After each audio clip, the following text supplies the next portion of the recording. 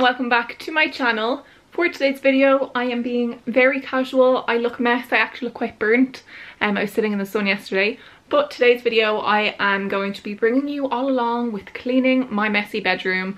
I let my room get really messy this week and I'm really embarrassed to even be putting this up on the internet. But I thought you might enjoy this. I know I love to watch cleaning videos, they get me really motivated. I know it's really hard at the moment to be motivated with everything that's going on, so I thought this might be a fun little easy video for you all to watch. Let me know what you think in the comments below. Do you like this style of video? I would love to hear your feedback. I'm going to put together all in like a montage, however you say it, type of version. So I really hope you all enjoy it, and let's just jump straight on into this video.